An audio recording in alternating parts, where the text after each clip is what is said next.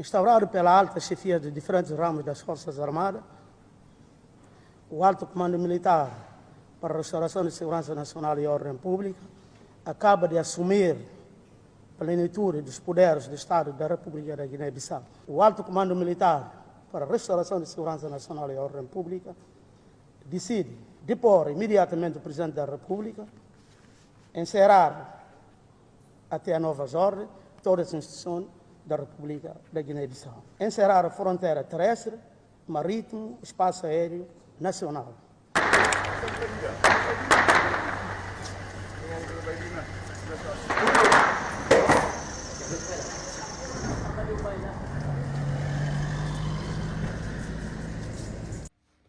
Bien la famille Bexul 224. Afrique, mon Afrique.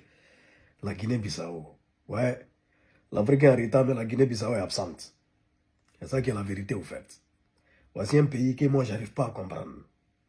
C'est-à-dire, bon, le pays là, un pays incertain et gravement et sauvagement instable. C'est un truc de fou. 9 coups d'État depuis l'indépendance de ce pays. Depuis 1974, 9 coups d'État. 4 coups d'État sur les 9 ont réussi et 5 tentatives de coups d'État. Le président Embalo seulement, depuis qu'il est là, c'est son premier mandat. C'est la 3e fois qu'il y a coup d'État. Qu'il y a tentative de coup d'État du moins. En 2022, en 2023 et là en 2025.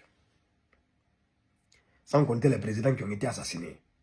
Et ça sauvagement. C'est-à-dire le pays, il est incertain. C'est-à-dire la Guinée-Bissau est restée bloquée au temps colonial. Je te le jure. Parce qu'à peine ils commencent à respirer un peu, pam, ils sont étouffés par un autre coup d'État. Voici les élections qui se sont déroulées. Dans la tranquillité, dans l'apaisement du côté de la Guinée-Bissau. Et voilà. Naturellement, on connaît en Afrique. Le président sortant, Umaru Sissoco Embalo, en tout cas, était déclaré comme étant le potentiel vainqueur. Et ça n'allait étonner personne. De toute façon, un président n'organise pas et puis il perd. En Afrique, en tout cas. Ça, quand même, c'est clair et net. Ce matin, bim, on voit les infos surgir Jeune Afrique. Et Jeune Afrique dit que c'est le président Sissoko Embalo lui-même qui les a alertés. Et quelques instants après, on a entendu ces militaires. C'est-à-dire le chef d'état-major général de l'armée même. Et bon, c'est le haut commandement militaire qui sort et qui nous dit qu'ils ont décidé de destituer le président jusqu'à nouvel ordre, fermer les frontières, prendre les choses en main dans le pays. Encore et encore et encore pour une énième fois. C'est un truc de fou. Maintenant, bon, le président Embalo a-t-il vraiment été destitué? N'est-il toujours pas président de la Guinée-Bissau? La question reste à poser. Son état n'est pas connu pour le moment. Pour le moment, personne ne peut dire avec exactitude quelle est la situation du côté de la Guinée-Bissau. Ils sont dans l'incertitude totale. Et c'est un truc de malade.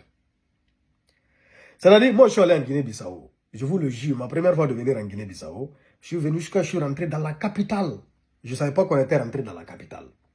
Je croyais qu'on était toujours en brousse, dans la forêt. Tiens, on était à Bissau, capitale.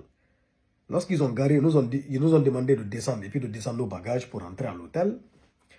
Ils dit non mais, quel hôtel? On habite en brousse ou bien? On dit non, on est à Bissau, capitale. Il dit non, ce n'est pas vrai. Aïe, c'est la seule capitale que j'ai vue. J'ai dit ouais, déjà, Conakry dépasse aussi un pays. C'est la vérité. Et franchement, lorsque je suis allé dernièrement en Guinée-Bissau, il y avait des chantiers quand même. On voyait des chantiers par-ci, par-là. Donc, ça veut dire que le président Embalo, son gouvernement, en tout cas, il commençait à se débattre, à poser des... Et rien n'a fait là-bas. Hein. En Guinée-Bissau, rien n'était fait. Hein. Mais on voyait des chantiers par-ci, par-là, surtout dans la capitale. On faisait des routes, on faisait de temps en temps des projets. On est venu à Bissau, capitale. C'était catastrophique. On a fait l'erreur de prendre la route pour aller à l'intérieur du pays, là où on appelle Ngabo, pour un autre spectacle. J'ai jamais vécu une telle aventure. Mais avec tout ça là-haut, avec tous les coups d'État là, ils vont parler de développement quand? En Guinée-Bissau, là-bas, ils vont commencer à parler de développement à quel moment? Alors, c'est pas ça que vous dites non, on n'est pas développé, oh. Tout est à faire. Pas à refaire, hein. Tout est à faire en Guinée-Bissau. Et le président Mbalo commençait à faire. Et là, voici ça encore. Le pays là est trop instable. C'est un truc de fou. Que Dieu protège les Bissau-Guinéens. C'est l'essentiel. Mais les militaires de la Guinée-Bissau là, vraiment, yeah. Au fait, là-bas, tu n'es pas sûr. Tu n'es sûr de rien. Tu peux dormir président et puis te réveiller prisonnier. Et ainsi de suite. Ou même tu te réveilles, tu es cadavre. Le Nino Vieira et consort. Waouh! Affaire à suivre. En tout cas, ce jour-ci, on saura. On connaîtra la situation réelle du côté de la Guinée-Bissau. Mais c'est dommage quand même, hein. Pixel 224.